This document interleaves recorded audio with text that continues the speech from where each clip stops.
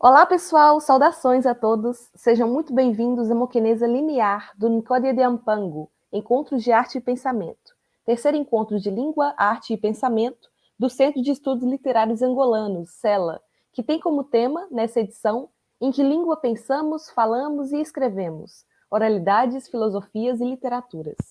O evento tem curadoria de Abreu Pache, Luiz Serguilha, Marcelo Ariel, Maria Fernanda de Mello, Micaela Ramon e Ovidio Paula, com apoio institucional da União dos Escritores Angolanos, parceria e apoio de Telhabel, Moquenesa, Mauando e do Grupo Comunicação, Cultura, Barroco e Mestiçagem. Duas boas-vindas aos participantes dessa moquenesa. Abreu Pache, professor, ensaísta e poeta de Angola. Amálio Pinheiro, professor, tradutor, pesquisador e poeta do Brasil. Luiz Serguilha, curador de arte, poeta e ensaísta, Portugal e Brasil. E o nosso moderador, Luiz Fernando Pereira, professor, pesquisador e escritor do Brasil. Agradecemos a presença de todos vocês, ouvintes e participantes. Estamos aguardando o ingresso do professor Amálio Pinheiro e passo a palavra ao moderador para dar início à moquenesa. A palavra é sua, Luiz. Obrigada. Obrigado, Amanda. Bem-vindo a todos e todas. Estamos aqui numa mesa, numa moquenesa limiar, de abertura, de início, de intensidade inicial, até para as próximas mesas, que com certeza vão ecoar e reverberar e aumentar essa discussão exponencialmente, acredito. E o tema é muito interessante, porque nos traz esses três territórios do pensamento, da fala e da escrita, que a língua atravessa e ocupa de diferentes formas. Então, estamos um pouco atrasados e queremos também ter um bom tempo para as discussões. Então, sem muitas delongas, eu vou apresentar os nossos palestrantes de hoje, né? Então, eu gostaria de começar pelo Abreu Pache, que é nosso anfitrião nesse evento. Ele é poeta, ensaísta, performer e professor, doutor em comunicação e semiótica pela PUC São Paulo. É autor de livros como A Chave do Repouso, no Repouso da Porta, O Vento Fede de Luz, e ele é membro da União dos Escritores Angolanos, na qual é atualmente diretor do Centro de Estudos Literários Angolanos, o CELA, entre outras funções de direção ali exercidas. Queria apresentar também o Luiz Serguilha, que nasceu em Portugal e nos últimos anos percorreu algumas geografias da América do Sul. É poeta, ensaísta e curador de arte ibero-afro-americana. Kalahari, Falar é Morder uma Epidemia.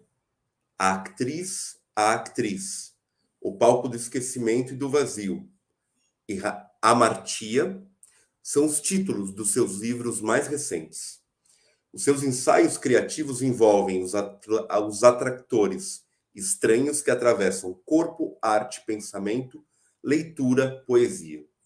Radicado no Recife, criou a estética batizada como larracismo, estudada em universidades. Tem sido convidado para ministrar aulas e cursos em vários institutos e universidades ibero-americanas. Recebeu os prêmios de literatura Júlio Brandão e Hermilo Borba Filho, e recentemente foi publicado o primeiro volume de sua obra poética. E, por último, o professor Amálio Pinheiro, que ainda não está presente, mas logo se juntará a nós, se os deuses mercurianos da tecnologia permitirem. O professor Amálio Pinheiro, ele é poeta, tradutor, e ele ele leciona na pós-graduação de Comunicação e Semiótica da PUC São Paulo. Ele coordena o grupo Barroco, Oralidades e Mestiçagem, do qual eu também faço parte, onde se investigam relações entre literatura, comunicação e cultura latino-americana, experimentando também modos de conhecimento não dualistas presentes no continente. Tem produzido ensaios e traduções comentadas de autores da Espanha, da América Latina e do Caribe. Suas pesquisas envolvem relações entre memória cultural, artes e ciências não clássicas, com ênfase nas conexões e ramificações entre voz, poema, corpo, séries culturais e paisagem urbana, que se desdobram aquém das dicotomias entre sociedade e natureza. Pois bem, apresentados os nossos palestrantes de hoje da mesa, eu passo a palavra, então, para o Abreu Pache, para a sua fala. Fique à vontade, Abreu.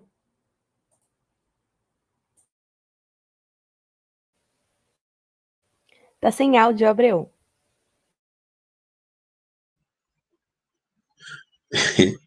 Obrigado, Luís. Obrigado, Amanda. Cumprimentar primeiro os nossos espectadores, né, as pessoas que nos acompanham, com muito carinho.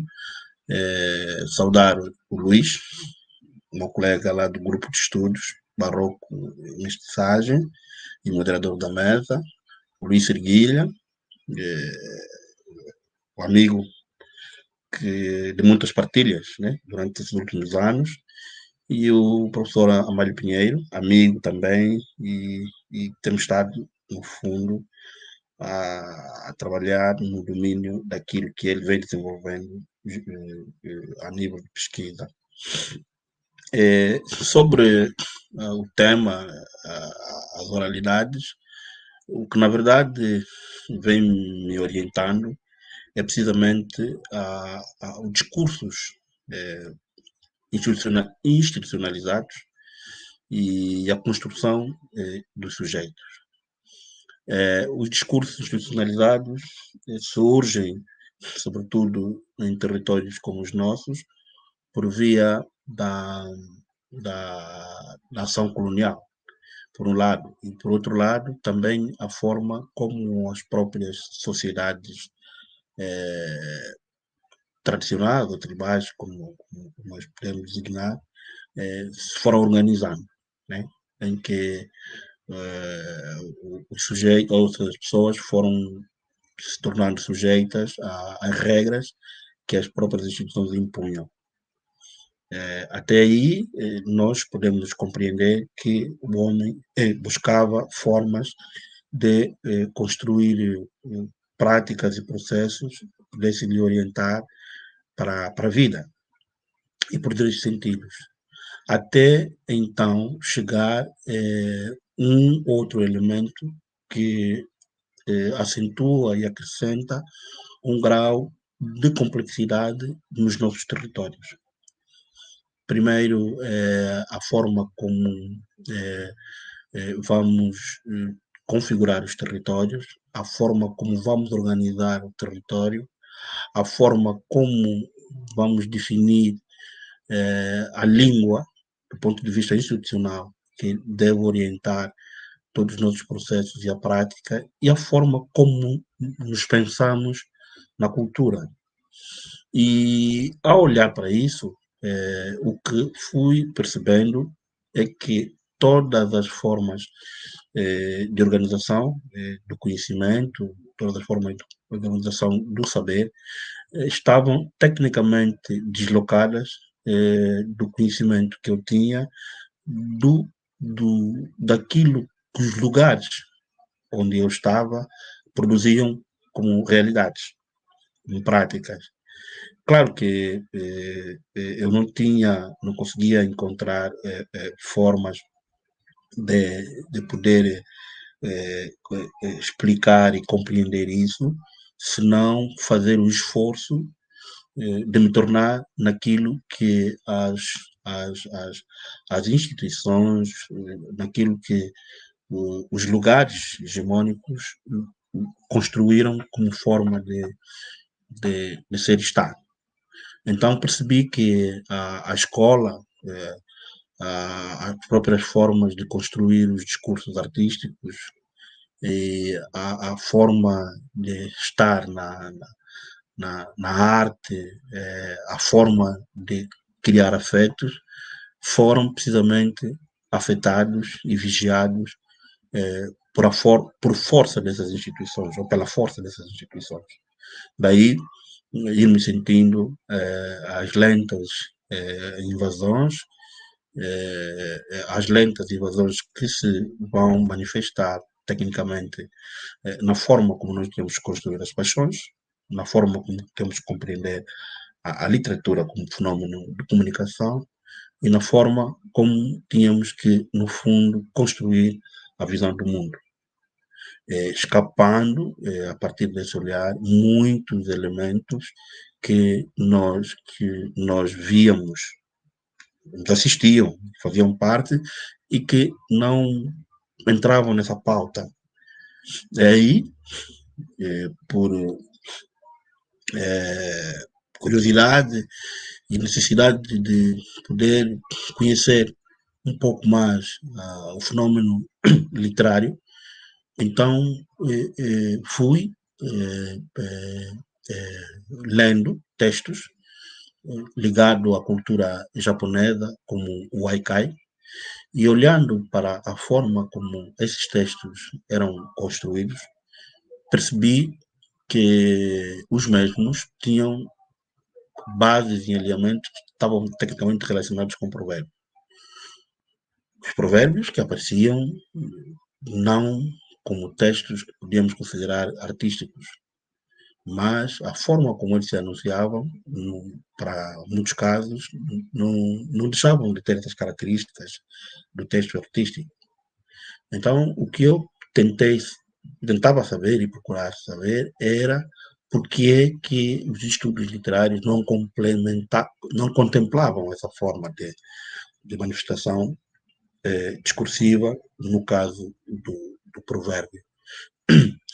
Então, ao tentar trabalhar esse fenômeno, tive a necessidade, claro, de fazer estudo mais específico do provérbio.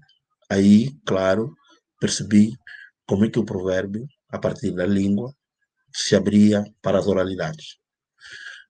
Mas se abria para as oralidades no sentido de que era precisamente o lugar em que as instituições oficiais não prestavam atenção.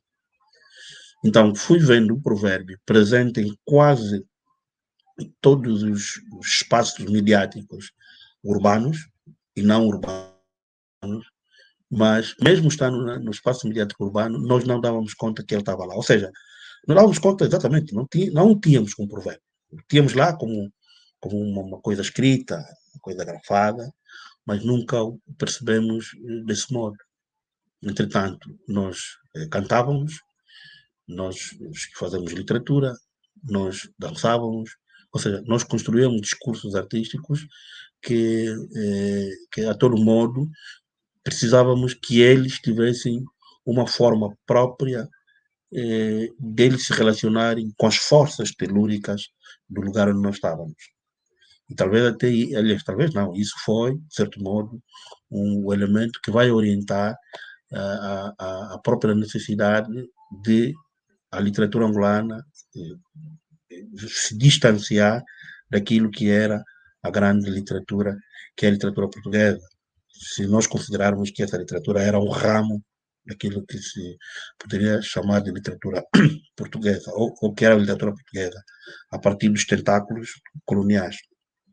Ao vigiar esse elemento, vamos perceber que a literatura angolana está toda ela, ou as diferentes manifestações artísticas, estão todas elas entremeadas de oralidades. E a própria forma de nós nos comunicarmos, daí a diferença entre as pessoas que se situam em diferentes regiões da Angola, isso acontece também em vários lugares, vamos perceber que as pessoas, em função do contato que o português tem com uma determinada língua, em um determinado lugar, também vão tendo uma postura comunicativa, uma forma de comunicar diferente uns dos outros.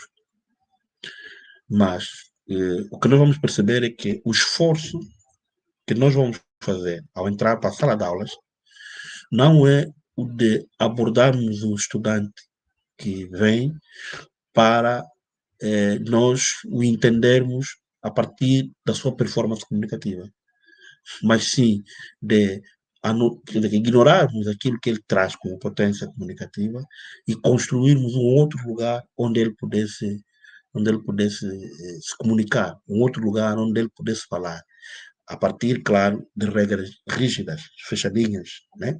De grelha. Daí a gramática lógico-digital. Mas o que se pode perceber.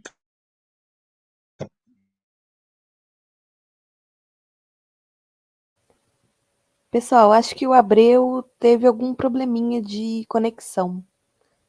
Sim, parece que ele teve uma queda. Acho que lá em Angola está tendo alguns problemas de eletricidade hoje, queda de energia. Então, vou pedir para vocês darem sequência enquanto eu vou tentando contactá-lo. Pode ser? Tá certo, claro, claro, claro. O Abreu estava falando sobre a importância do provérbio e desse conhecimento, essa forma de expressão que não é só oral, né? E que é um elemento que atravessa, diante dos estudos de Abreu, todas as dimensões da cultura e do aprendizado na cultura de Angola. E esse elemento do provérbio como estruturador mesmo de certos aspectos de aprendizagem, de sabedoria, de expressão mesmo poética e artística dentro da cultura. Não só na linguagem verbal, segundo ele coloca, né? Mas de uma maneira muito interessante também, isso vai se expressar também em diversas formas plásticas e imagéticas que se pode encontrar não só atualmente, né, mas de longa data na cultura angolana. Faço esse registro aqui para que quando ele volte, a gente possa partir desse ponto e vamos esperar que o retorno dele se dê em breve.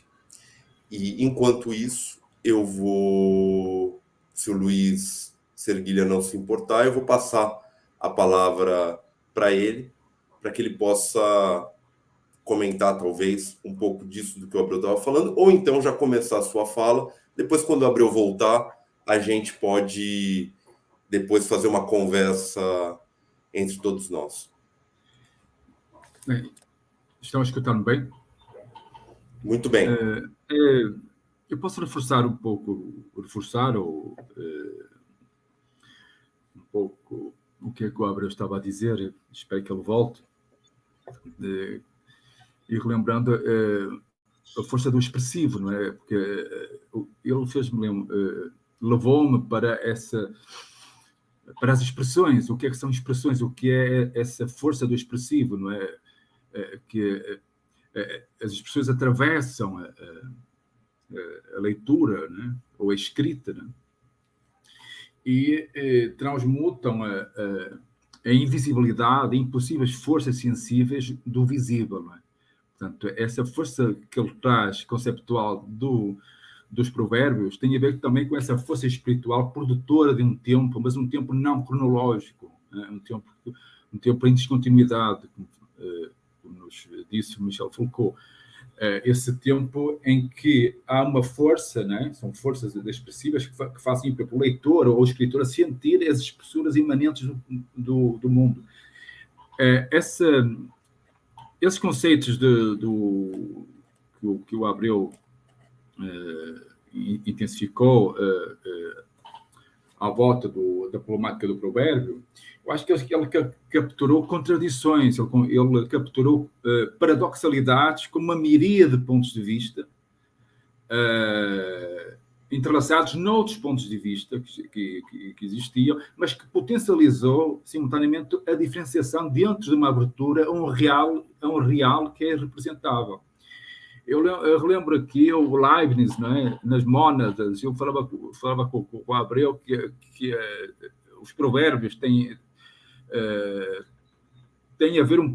a ver com essa força das mônadas, não é? Que exprime a sua singularidade, né? Por meio de um ponto de vista sobre o mundo. Quer dizer, elas contêm uma infinidade dentro de si mesmas, não é? mesmo sabendo que nós somos finitos, elas ajudam-nos, impulsionam-nos para o incomensurável. Portanto, é essa força expressiva que arranca do obscuro a visibilidade dos ritmos do texto por meio do provérbio. Portanto, o que é que poderia reforçar mais? Aqui o expressivo proverbial, podemos dizer, não é? É o movimento intensivo de uma possível leitura, de uma possível escrita, uma possível oralidade, né? Feita de forças afetivas, aí põe o C, afec, né? Afectivas, de contágio, de contaminação, né? Onde o invisível, né? Se torna no afeto das singularidades e do intensivo, isto é, aquilo que os gregos chamavam o phaneron, aquilo que acontece, o vislumbre, portanto, é a estética da phanerescopia, isto é, do vislumbre. Portanto, porque a expressão não exprime nada previamente, nada é dado ou formado de uma forma prévia. Ela traz à tona o que está virtualizado. E a pesquisa do professor Abreu Paz tem muito a ver com isso, que é essa trazer à tona uma força virtualizada, o que implica uma transmutação.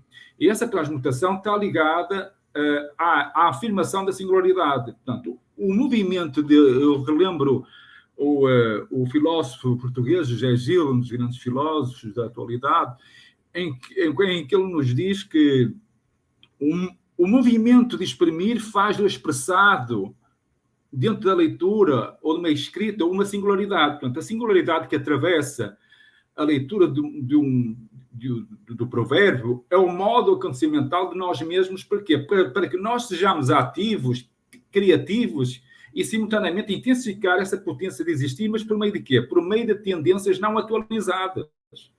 Por meio de tendências não atualizadas e disseminadas por quem? Pelos ritmos nómadas, que é isso que o professor Abreu ele pesquisou toda essa força proverbial dentro do nomadismo. Isto é, ele viu uma tremenda singularidade, não é? Esse acontecimento puro e vigoroso, não é? Fazendo com que aí posso falar, o leitor, o escritor, o falante, né, se distancie das estruturas.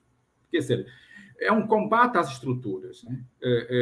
Essa singularidade é uma fratura de qualquer indício de estruturação. Portanto, o corpo do falante, né, o corpo do leitor, o corpo do escritor, eu até diria escritor, vai mergulhar nas multiplicidades. Porque o provérbio é uma força múltipla, é um múltiplo em si. Isto, ou seja, no aglomerado de singularidades autopoéticas, porque o provérbio é autopoético, né? Ele demonstrou na sua pesquisa essa força autopoética plena de forças impermanentes, tudo está impermanente. Portanto, queria reforçar isso porque tem a ver um pouco com as conversas que tive com o professor Abreu sobre a singularidade da pesquisa dele à volta do provérbio e dentro do provérbio, que atravessa toda a problemática do provérbio, não é? Essa leitura nómada, essa fonte e força, até é uma fonte e força do caos. Portanto, há algo de caológico ali. Não é? Quer dizer, é o mundo das forças expressivas. Esse mundo de forças expressivas que vai quebrar com formas, com formatações. Portanto, o singular rítmico dessa leitura do provérbio é o acontecimento puro que atravessa o corpo. Não é? É a matéria do pensamento do impensável. Não é? Trazer algo que não foi pensado. Portanto, é esse movimento incessante que experimenta a singularidade por meio de outra singularidade, mas não tem provavelmente um destino, não tem provavelmente um desígnio ou uma finalidade. Até eu disse-lhe já há uns tempos que eu sentia que a força, o conceito do provérbio que ele explorou e pesquisou e mostrou, torna-nos, aliás, faz do provérbio uma correnteza heteronímica, quase um heterónimo rítmico. e intensamente improvisado para essa variação singular. Portanto, é como se fosse uma esponja de acasos, não é? Mas dentro de processos ontológicos. Não é? E ele disse, será que esse processo ontológico tem a ver também com esse lance de dados? Não é? Claro que poderá ter a ver. É um processo ontológico feito de lance de dados. E porquê? Porque isso provocou pensamentos, não é? E fez com que o seu corpo, como pesquisador e como professor, saísse dos eixos. Não é? Ele foi envolvido e atravessado por forças anorgânicas, não é? que quebraram o status quo. Né? Ele sabe perfeitamente as tremendas dificuldades que passou e na fase inicial para apresentar os seus conceitos sobre o provérbio. Portanto, eu acho que queria tu focar nesse ponto, não é? Sobre o trabalho, né? E as singularidades, né? do Abreu Paes, que o professor Abreu Paes mostrou.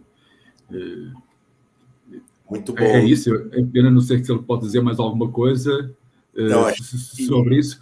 Eu só queria reforçar que a força do provérbio do professor Abreu Paes, eu referia que a singularidade nele é como não há nada de Guimarães Rosa, ou o rosto escovado do Bacon, ou o ponto gris de Cézanne, ou Maracatu, ou Hitlerciano. Pronto, houve algo de sublime como experiência estética, como experiência da pesquisa, porque houve ali um desnorteio do desempenho das faculdades, houve uma quebra do consenso comum, houve uma quebra com as verdades pré-estabelecidas. Portanto, ele abalou o mundo sensível e forçou o pensamento a pensar o pensável.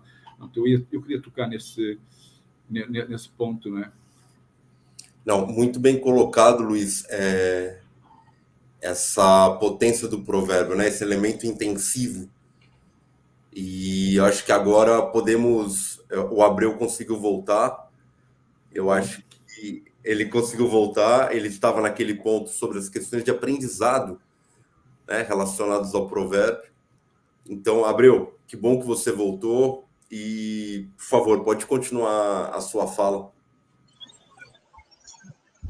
Obrigado, Luiz. De repente, a tela ficou branca aqui, não sei o que se passou. É incrível. Pois, como estava a dizer, e obrigado, Luiz, por essa chega. Como estava a dizer, então, fomos e vamos percebendo que há determinados discursos que nós fomos produzindo, há determinados discursos que aparecem intermeados nas músicas, no texto literário, nos textos escritos, sejam eles de natureza jornalística, ou até documentos mesmo oficiais. Há uma postura na escrita que desafia muito a cultura da escrita. A cultura da escrita no seu sentido tradicional, né? Como bem falando. Então, é aí onde, na verdade, nós fomos tentando ver como é que a oralidade, neste caso, deixou de ser um assunto que podemos olhar e tratar só a partir dos lugares rurais ou nas aldeias, mas também passou a ser um elemento, né, que está ligado e relacionado ao próprio espaço urbano. E como também que a oralidade retira-nos do lugar do conforto, né? E como é que as oralidades trazem a evidência dos discursos ou das práticas das três grandes invasões, pelo menos que os territórios sofreram. A palavra invasão aqui, vamos usá-la no sentido de como a cultura é condicionada pelos poderes políticos, né? Então, a invasão eclesiástica, a invasão escolar e o próprio modelo capitalista, ao se instalar nos nossos territórios, criam todo um conjunto de desprogramação em que a própria cidade, né, como urbano, é desafiada com aquilo que os espaços não urbanos trazem para a cidade, né? É só olhar para a própria cidade, olhar para a arquitetura da cidade e ver como é que ela é tecnicamente alterada. E dão-lhe uma outra forma, né? E tirando aquela harmonia que a própria cidade tem. As pessoas a falarem, há, na verdade, a presença eh, constante, sempre, dos elementos neutros que vão para lá daquilo que a própria língua, por exemplo, contempla como forma, modelo de falar e como forma de se comunicar. Aí começamos a olhar com interesse em projetos de escrita, né? Como, por exemplo, a que é desenvolvida pela Ana Paula Tavares, com o seu livro de estreia, a Ritos de Passagem, né? Em que ele vai pegar no universo feminino e os rituais de iniciação aí presentes, né? E recria tudo aquilo para o ambiente da poesia, né? Então, todos os diferentes processos e marcas que têm relação com o espaço rural e que as próprias ordens, ou seja, o próprio discursos das oralidades produzem, entram na poesia. Só que ela é escrita em língua portuguesa. Ou seja, aquilo que nós chamaríamos de língua portuguesa. Ou também naquilo que nós chamaríamos de escrita. E vamos olhar para o texto do Landino Vieira, o texto do Enga Chito, do Boaventura Cardoso, a poesia, mais especificamente do João Maimona, em Idade das Palavras.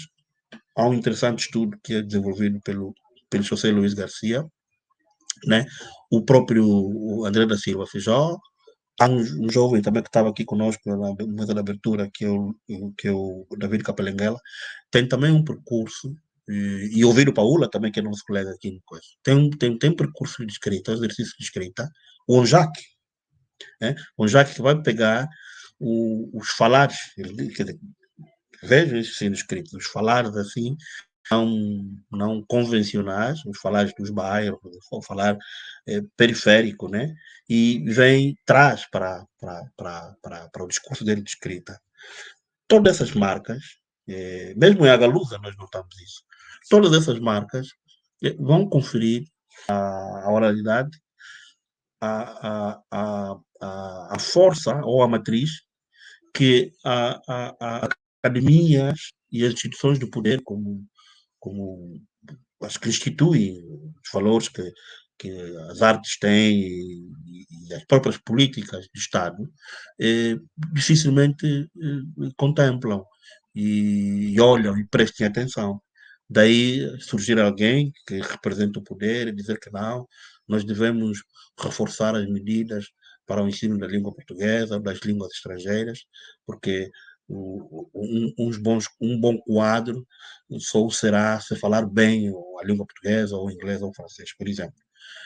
Isso pode ter um sentido prático e funcional para atender determinadas necessidades. Mas há outro conjunto de necessidades que os poderes instituídos, mesmo os políticos, se esquecem, é precisamente essa grande matriz oral que dia ou cedo se expande e nos invade. Eu vejo isso aqui em Luanda e tive essa experiência também em São Paulo. Por exemplo, eu a sair do Porto de Guarulhos, aí para o centro, quando eu chego ali na zona do, do, do Bom Retiro, já vejo jovens, pessoas, na rua mesmo, a venderem assim, várias coisas, assim, a venderem, tipo shopping a céu aberto.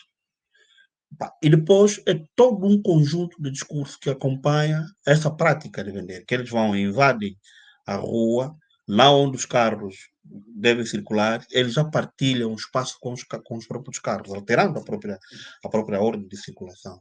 Eu disse, mas também aqui no Brasil, aqui em São Paulo, também isso acontece. Mas hoje, em função daquilo que nós vamos lendo, dos teóricos, como Yuri Lotman e outros que nós temos estado a estudar no grupo de pesquisa barroca e mestiçagem, vamos compreendendo, no fundo, como é que as próprias oralidades se estendem como esteiras, né? Que, no fundo, vão abrigando todo um conjunto de práticas que nós temos, sobretudo as práticas discursivas, e como, a forma como eles contaminam tecnicamente essas práticas.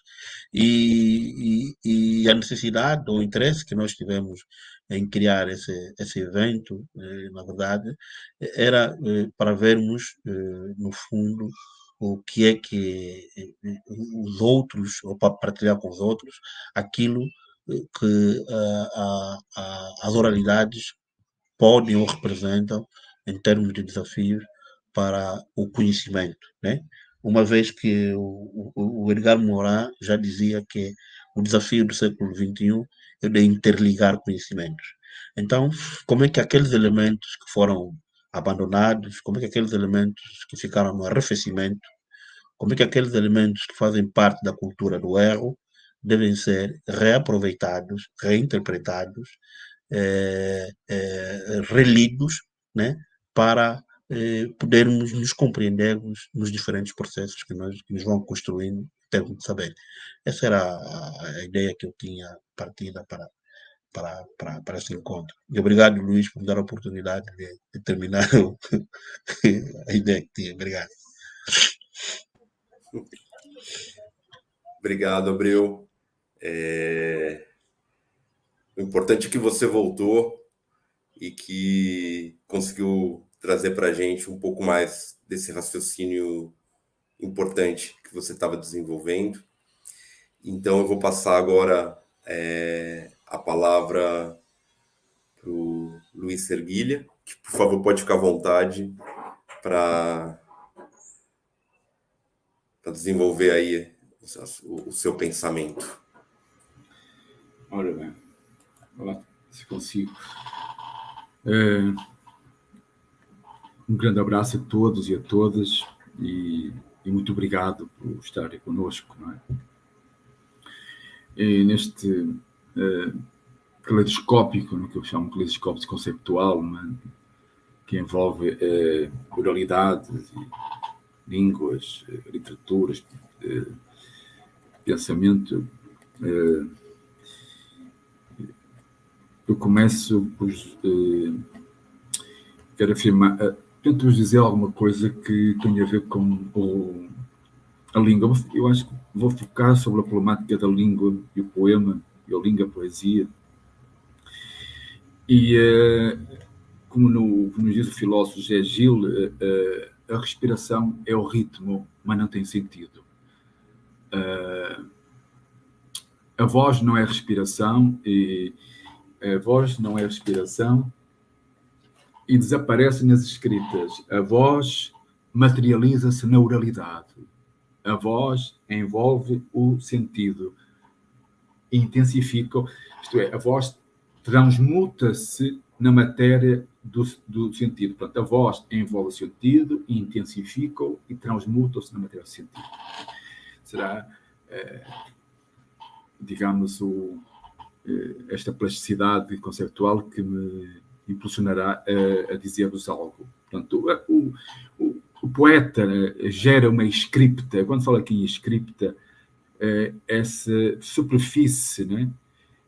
Uma superfície onde a profundidade da superfície é uma espécie de física dos associados, é uma física da turbulência em transmutação ininterrupta e que faz com que a superfície se intensifique conceptualmente, intensifique o seu sensível. Essa escrita está adentrada num povoamento em turbulência dentro da língua. E o que ela provoca? Ela vai confundir os sentidos para fazer pensar o impensável, para fazer pensar o inesperado. É aqui que a boca desconhece a palavra e se entranha na voz das imagens puras. Claro que isto é afetado com o Samuel Beckett, não é? Portanto, a voz é uma relação de forças que simultaneamente se afasta e se aproxima da língua, intensificando-se com os sentidos que causam em si intermitentemente essa física dos assossegos, como eu disse anteriormente, não A voz é envolvida pela semiótica das intensidades e se torna grito. Mas é um grito esculpido por dentro de uma língua que busca outra voz em fulguração. E essa voz em fulguração vai tentar também gritar insonoramente dentro da fala, mas é uma fala imperceptível dentro de uma memória futura. Essa memória de futuração, até podemos falar de uma memória ontológica. Portanto, porquê? Porque o grito dentro da voz desmancha as regras intrínsecas e os territórios discursivos da língua. Torna a língua musical, torna a língua fabulatória. Portanto, arrasta uma miríade de signos além de qualquer preceito linguístico. Portanto, isto foi muito já, são conceitos que extremamente já explorados, e eu queria reintensificá-los e queria trazê-los novamente para aqui, porque a voz do poema é um silêncio desmesurado do paradoxal, dentro da linguagem, mas é uma linguagem plena de chamamentos, não é? De um entre-dizer perante um outro, mas um outro testemunhal, isto é, uma força expressiva. Aquilo que eu tinha dito há pouco, eu falei sobre o conceito de provérbio do professor Abreu Paz. Pronto, essa força expressiva é uma voz em insurreição entre o indizível, as ressonâncias e a ocultação. Mas essas ressonâncias e essa ocultação vão defrontar que é uma catástrofe, uma pecatástrofe, é o acidental, para se tornar o quê? Para se tornar uma escuta quase intraduzível de uma voz. É uma voz que está sempre por acontecer. Portanto, há aqui uma passagem, há uma zona de passagem, não é? Há uma zona de experimentação, há um tempo de experimentação para uma tentativa de dizer fora da voz do poeta. Isto é, como uma fricção do silêncio das palavras a entrelaçar o impulso de quem faz, né, uma composição do real por meio do dizer. Mesmo sabendo que o real é completamente irrepresentável, vocês sabem. Portanto, no poema há um encontro extremo rítmico de obscuridades e de interrogações musicais que desviam a língua, rasgam a linguagem, fazendo surgir uma voz anómala. É uma voz anómala e compositora de devastações criativas, que nós chamamos de almas germinativas, não é? De novas mônadas, de novas matemáticas, novas geometrias, sei lá, novos vitrais, novas dimensões de tempo, novos dicionários, novas enciclopédias e, por que não, novas danças. Isto é, o poeta interroga a própria voz na fala inacessível que lhe provoca estranhezas. Porquê? Porque a linguagem do poeta suspende-se na fala em desaparição. Portanto, ele perde-se no meio de tantas vozes que o andarilham e o fazem transmutar entre anatomias insanas. A anatomia da tentativa de uma escrita, uma escrita poética, é uma transmutação por meio de uma anatomia insana, isto é, ultrapassando modelos. Ela é insana, não no sentido psiquiátrico ou psicanalítico, mas nesse olhar como um corpo delirante gerador de tempo crónico, do tempo sublunar, do tempo puro. Pronto, vai ultrapassar modelos e estruturações. E isso o que vai acontecer? Vai revigorar, intensificar a vida por meio de forças libertárias que emaranham o real. Pronto, o limite da escrita é sempre paradoxal. Portanto, o limite da escrita é uma volta que transborda, é uma superfície em movimento, é uma volteadura, é uma dobra sobre si mesmo. E é aqui que a voz do poema-texto é indizível. Praticamente incomunicável, é feita de sublevação sígnica que vai se aliar ao silêncio que chama à plenitude do vazio. Portanto, sem vazio não há pensamento, não há poesia, não há literatura. Quer dizer, porque aqui há uma voz que exige ser escutada e não assimilada perceptivelmente. Portanto, há aqui uma voz silenciosa, quase cifrada, não é? Intermitente, que relança o poema para o seu ecossistema vibrátil, insisto, paradoxal, porque o paradoxo, sabe, é a grande correnteza do pensamento, é problemático e é insituável. Portanto, a poesia está sempre em transmutação, em recriação, atravessa-nos permanentemente, é a própria vida, podemos não até assimilá-la, podemos, como já alguns filósofos já o disseram, podemos não nos intensificarmos com os seus atravessamentos criativos problemáticos, mas ela está aí. Portanto, ela atravessa a própria vida, independentemente da nossa percepção. Portanto, aqui eu sou nietzscheano, porque sou ávido artista, não é? Fora disso, é sobrevida besta, não é? a poesia não depende do poema nem do poeta. É isso, não tem nada a ver. Quer dizer, ela é autotrófica, ela tem uma força autotrófica, ela está sempre dentro de um ato evidente criador de existência, esse de novos macaréus estéticos, esse macarel, esses novos maracatus conceptuais, não é? Maracatu, essa dança guerreira, e o macaréu, que é uma palavra indígena que significa correnteza. Portanto, esses novos manguezais, eu utilizando aqui a força geográfica onde eu estou, que é dos mangos do Recife, não é? Esses novos manguezais de sensações, novas visões paradoxais. Portanto, essa pororoca, essa correnteza criativa que nos faz viver no incomensurável do possível. Não é? Como nos disse o Kierkegaard, não é? Haja um pouco do possível, senão morreremos, não é? Portanto, é scriptar, é traduzir por meio de multiplicidade de vozes que passam de um tempo crónico ao tempo sublunar. Portanto, um tempo iónico, esse é o tempo dos estoicos. Portanto, o silêncio se torna uma força do dizer, o indizível.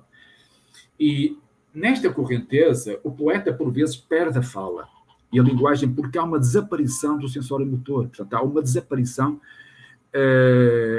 Essa fuga, esse desvio, não significa que haja um fim em si mesmo, que haja algo que acabou que acabou de uma forma definitiva.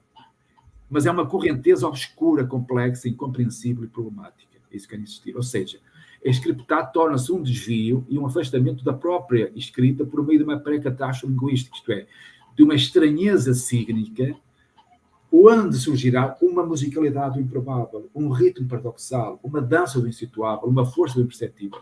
E estamos perante o quê? Estamos perante o intensivo entre o real e as palavras, que faz desaparecer a significação. Isto é, o poeta assimila uma escripta que só se fortalece no seu desvio, uma escripta escarificada, fissurada, que vai impulsionar o quê? Os ecos de uma voz que está assim por acontecer. Eu estou a focar muito nessa problemática da voz, como um estética da realidade, uma voz que exige escuta mais do que intelecção, uma voz que está por dentro da palavra em proposição, né? Uma palavra autónoma, uma palavra intermitente, uma palavra hesitante e sempre problemática. Portanto, uma voz poética, até digo inumana, não é? Problema daqui o Nietzsche, não é? Que se liberta intermeada de silêncio, que anterioriza um grito, e é aí que se faz acto de fala. Portanto, um silêncio que intuitivamente leva a imagem para onde? Para uma correnteza prismática, um mosaico esfinge quase inatingível. E aí vai buscar o quê? Vai buscar o possível sentido sem revelar totalmente, porque o sublime da palavra poética está na perturbação e no problemático daquilo que estranhamos, certo? Portanto, é possível, digamos, a força da possível decifração sígnica do poema está nas intensidades que atravessam o corpo. O corpo do leitor, o corpo do escritor, o corpo do pesquisador, o corpo do ensaísta, do crítico. Portanto, está também na escuta distante e quase intraduzível de uma voz do poema, e não da voz do poeta. Eu quero reforçar isto que disse anteriormente. Portanto, é este risco de um extremo encontro envolvido por ritmos, estilhaços, diferenças, não é? e vazios que vão livrar a língua vão perfurar a linguagem. E aí o que vai acontecer? Vão abrir passagens para essa voz longínqua, criadora do impossível, essa voz compositora de pré-catástrofes que vão estimular o quê? O pensamento. Portanto, é por isso que eu sempre senti que a poesia é esse vigor sígnico da diferença que gera diferença. Portanto, é a arte do vazio, é a arte do imperceptível, é a arte do caos, é a arte do silêncio. Por quê? Porque eles se entranham, essas forças artistas entranham-se na musicalidade das palavras, nesses verbos vibráteis, sempre em vibração, para transmutar a eterna geografia da loucura, dessa insânia, desse delírio, que produz tempo puro, que produz tempo iónico, tempo sublunar, numa testemunha rítmica. Mas é uma testemunha rítmica sempre existencial, onde tudo é sempre composto por uma língua estranha. Como alguns já o disseram, não é uma língua, não é uma outra língua, nem é propriamente um dialeto, mas é uma estamparia feiticeira de vozes, uma tricotagem respiratória, não é? do excesso translinguístico, esse excesso barroco, que anarquiza e arrasa a língua dentro de uma correnteza rigorosa e delirante. Essa fricção do rigor com o delírio. E para exemplificar, por exemplo, o poeta escava o espaço com erupções ondulantes. Ele assimila o indiscernível. Eu lembro aqui, por exemplo, os gestos de Bertolt Brecht, o de fora do Maurice Blanchot, um vir a ser ou ainda a ser do Ernest Bloch, ou a imaginação de Merleau-Ponty, não é? O fascínio do assombro de Huberman, não é? Os rastros e a arquiescrita de Derrida, os lapsos freudianos, a extremidade de Lacan, o livro que eu li e que me afetou muito, estava a afetar muito nesta minha possível fala, que são as imagens nuas de José Gil. Está aí um som aí no fundo, não sei quem é que está como... Está um som aí, Amanda, não sei quem é. O Abreu estava, pronto, já fechou. Portanto, os gestos, eu podia falar que estas mutações assintáticas e anorgânicas do Artaud, não é? Os gestos do acaso de Mercy Cunningham, ou o frágil como força de Pina Bausch. Aqui as palavras, né, entranham-se cruelmente nas sonoridades da matéria. Portanto, as palavras são perfuradas pelos sentidos inéditos do vazio que absorvem a musicalidade do heterogéneo, mas sem qualquer finalidade. Portanto, no poema, o poeta está suspenso nesse fora adentrado das palavras. Portanto, há uma força do impessoal, há uma vazadura de rompeduras sígnicas que intensificam o que é? Os limites imanentes, os hiatos das vozes entranhadas nesse grito insonoro do mundo. Eu lembro aqui esse grito insonoro de Francis Bacon, não é? Onde uma errância intensiva acede ao indefinido e às imagens desviadas das palavras. Estas imagens desviadas das palavras é que são criadoras do real. Esse real que se vai infiltrar aonde? No pensamento, como um movimento da crueldade de um tempo puro. Essa estética da crueldade, essa crueldade delicada, essa crueldade do sensível, que acorda às micropercepções do corpo, essa estética vem do Antoine Artaud, não é? Essa crueldade que vai fissurar o quê? Vai se fissurar por meio do gramatical para se transmutar aqui nessa dança de um solo indecifrável, uma dança verbal topológica. Mas está sempre em construção inédita, está sempre em construção transbordante, está sempre em construção irrefriável. E essa construção inédita, transbordante e irrefriável faz com que o poeta se fragmente. E que faz com que o poeta escuta o espaço, o insondável, e só se faz por meio do vazio. E quando isso acontece, ele prossegue nas ondulações da obscuridade, da obscureza, não é? Contaminado por quê? Pelos sopros das palavras. Esses sopros que vão impulsionar o respiramento do real, fazendo ver o invisível da língua, fazendo golpear e escarificar a língua predominante, aquilo que o Abreu Paz nos disse há pouco, não é? Como é que quer dizer? Vai derrubar a sua inflexibilidade, vai evitar a doxa da burocracia, dos reconhecimentos, dos personalismos, das classificações e das descrições do mundo. Portanto, eu acho que é esse combate ético, estético, né?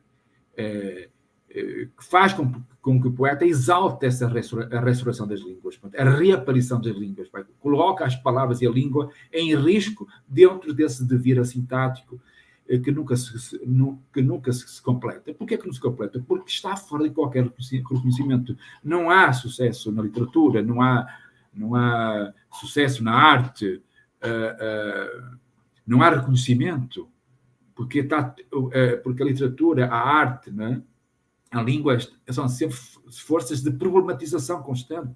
Portanto, há uma transmutação sígnica que se entranha nas palavras, plenas de forças possíveis, porque os seus sons livram-se do corpo, como diz o filósofo José Gil, não é? Os sons das palavras livram-se do corpo de quem tenta escrever ou scriptar. Portanto, é este murmúrio ininterrupto que vai ressaltar da emergência do anónimo. E é aqui que é importante, que eu queria reforçar, que é nesta emergência do anónimo que a fala ressurge. E é aqui nessa emergência do anónimo e do anómalo que o homem-poder desaparece. Portanto, é que o poder desaparece. É aqui que se vai produzir algo do inexistente. É aqui que se vai gerar algo do oculto. É essa força que falei anteriormente, do faneron, do vislumbre, do acontecimento, com ritmos alvoroçados, ritmos misturados, mutáveis, dentro do cérebro radicular, o nosso cérebro, de quem tenta escrever, de quem tenta fazer algo criativo por meio da poesia, vai se envolver com sensações, esse mangasal da língua. Portanto, as sintaxes sensorializam-se, não é? Já mergulhadas nesse trágico da matéria sensível. Portanto, nós estamos dentro, a partir daqui, de uma travessia de indeterminações, não é? De indefinições, onde a língua é revirada por meio de uma força insana das ondas rítmicas que atravessam o corpo do possível escritor, do possível poeta, do possível crítico, não é? Pronto, só para não tentar mais, eu queria só dizer que o poeta, né, torna-se um explorador e um cartógrafo de forças que provocam sensações de estranheza. Portanto, ele vai arrancar novas velocidades de vida, novas possibilidades de existência. Ele vai sentir que a intensidade da língua viaja nesse entre dois, nesse entretempos da linguagem, sem estar fora dela. Há algo que eu queria colocar aqui, para até possível a conversação. A língua atinge o seu fora sem ficar fora, porque não existe metalinguagem. Eu nunca senti que existisse qualquer tipo de metalinguagem, porque uma língua atinge uma tremenda inervação, não é? Que a faz tartamelear, isto é, que a faz rumejar, e a língua atinge os limites que esboçam, traçam o seu fora invaginado. Né? É aqui que desponta esse arco voltaico do aformal, né? Do disforme, isto é, não existe metalinguagem porque acontece uma estética da deformação. Okay? Ou a gramatical gérmico, isto é, há uma escripta a deambular simultaneamente dentro e fora de si. Portanto, essa dança, essa exultação fabuladora, que não designa, não informa, não comunica, é desregrada, é insignificante, não se torna funcional, como sabem, não defende ideias transcendentes, elimina as palavras de ordem, desfaz a estrutura da língua, porque ela não é uma força utilitarista do mercadejo, não está ao serviço do poder e de falas estereotipadas.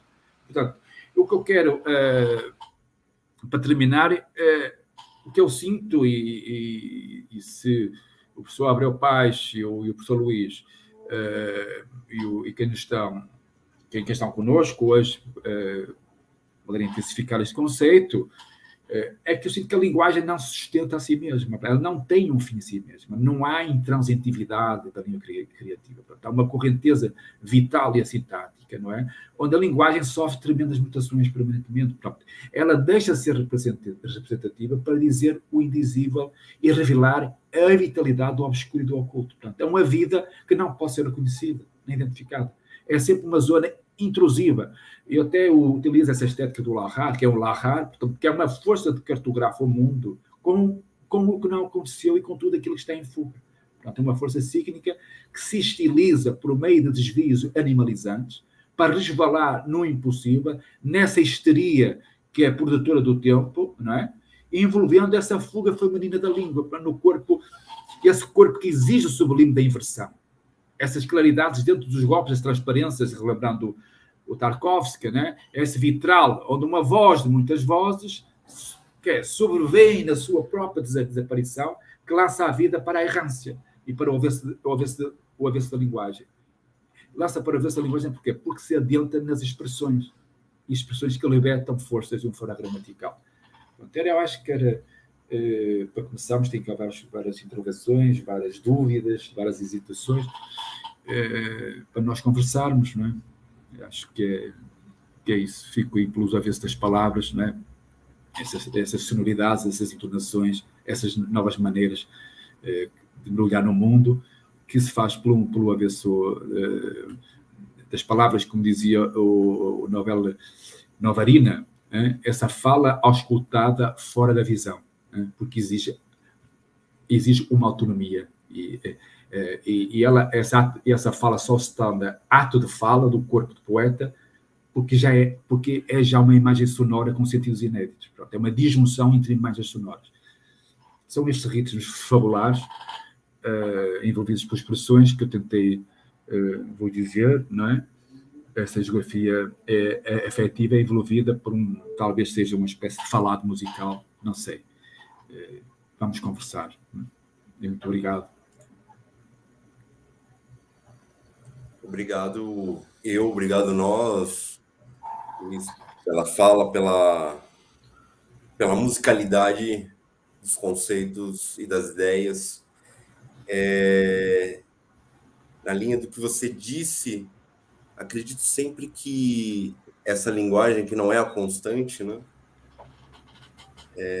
Sempre que ela atravessa, a língua atravessa do pensamento para a boca, para a fala e para a escrita, cada atravessamento desses é um atravessamento que a língua atravessa um caos e tem a possibilidade de se reavivar ou não nesses atravessamentos, né? Cada território desses tem naturezas muito próprias, né? A fala, o pensamento, a escrita. E parece que a língua, ao cruzar cada um desses territórios, atravessa uma pororoca, uma correnteza, um elemento muito forte de indeterminação e de perigo, né? O risco criativo. Mas nós temos uma pergunta aqui nos comentários, é um pedido, na verdade, eu gostaria de passar para vocês, acho que principalmente aqui tem também para o Luiz e para o Abreu. Então, eu vou fazer os dois, eu vou pedir para o Abreu responder primeiro e depois o Luiz Serguilha pode responder também a outra pergunta. A pesquisadora e doutoranda da ISPM de São Paulo, Sheila Magri, ela comenta que, na pesquisa dela, ela pôde notar na fala dos entrevistados, de determinados profissionais que ela estava entrevistando, surgiram mais de 15 provérbios ressignificados em discursos morais. Isso na fala desses entrevistados. Então, ela pede para o professor Abreu Pache se ele poderia comentar um pouco mais sobre os provérbios que ele encontrou, se eles se repetiam entre diferentes e diversos falantes. E, nesse caso, o que havia de semelhante, de singular e de poético nesses provérbios que se manifestavam ou não na fala das pessoas, desses falantes. E já deixo aqui também o questionamento para o Luiz Serguilha, que ela pede a Sheila Magri se você poderia comentar sobre o eco das vozes longínquas e criadoras do impossível nos provérbios que atravessam as falas. Essa diferença do virtual e atual na linguagem e, sobretudo, na fala. Então, peço primeiro, se o Abreu puder começar.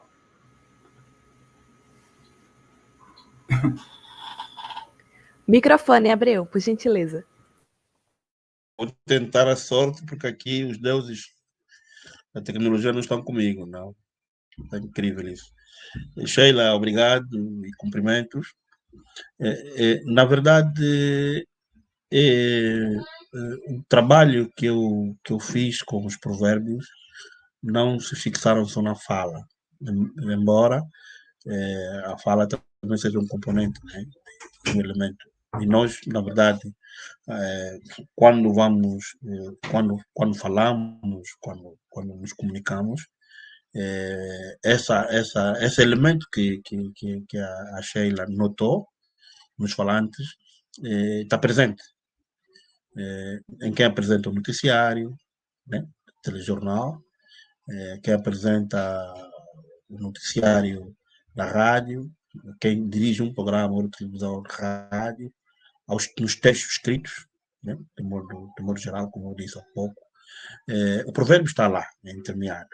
Então, era precisamente esse elemento que eu, quando comecei a ver a presença, a excessiva presença do provérbio em muitos eventos, em muitos suportes artísticos, na vida cotidiana, então surgiu essa necessidade. Na verdade, o que há de poético em tudo isso é precisamente essa arqueologia, essa arqueologia de vozes, né? Essa, como diz o Amália, essa vozeria que se estende ou que se espalha entre as diferentes formas discursivas, entre as diferentes mídias. E o provérbio tem isso, né? E então, cria e abre espaços para olharmos para a oralidade com olhares mais amplos, né? Mais expandidos, longe daquilo que seria o disciplinar, o multidisciplinar ou o transdisciplinar, por exemplo. Tecnicamente é isso que eu tinha para responder a Sheila. Digo longe disso, no sentido de que a forma como as oralidades organizam os discursos, a multi, transdisciplinar, todas as outras disciplinaridades, aparentemente como que elas vêm a ser depois classificadas, já estão contidas na própria organização do discurso, né? E acho que é isso que nós perdemos um pouco com a racionalidade, né? Com o princípio clássico, né? Com os princípios das identidades, né? E as fronteiras fixas daquilo que, no fundo, é o convencional. E pelo que eu vi aqui a falar, se eu tive pena de não ouvir os comentários do Luís, daquilo que fomos dizendo, e aquilo que nós vamos olhando para as produções artísticas e diferentes, redirecionando olhares, todas essas marcas da oralidade fortemente estão escritas nos textos. E também o Amália, uma coisa que ele diz, por exemplo, que os poetas, por exemplo, da América Latina, no meu caso, não é diferente no caso de Angola, os poetas ou os escritores, muitos deles já não escrevem com escrevem com a voz, né? Então, quer dizer que aquilo que eles projetam no texto é a voz, talvez a vocatura, né? Ou então a oratura, porque todo esse acervo oral, uma boa parte deles, bem selecionados e combinados, vão e povoam os textos escritos. Então, quer dizer, a oralidade não é nada que esteja isolado ou isento do texto escrito. E o provérbio, tecnicamente, é isso. Ele entra na escrita, sai, vai na dança, sai, vai no canto, sai, vai na escultura, sai, vai numa esteira, sai, enfim, vai nas falas, sai, e não está preso num lugar, mas está nessa intermitência, né, de estar nos diferentes lugares, no ir e vir, tecnicamente. Era isso, Luís, que eu queria dizer. Obrigado, Abreu. Então, passo a pergunta, se precisar que eu repita a pergunta, da Sheila Magri.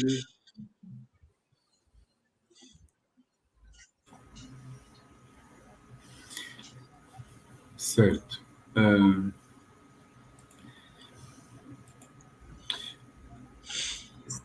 Muito obrigado, professora Sheila Magri.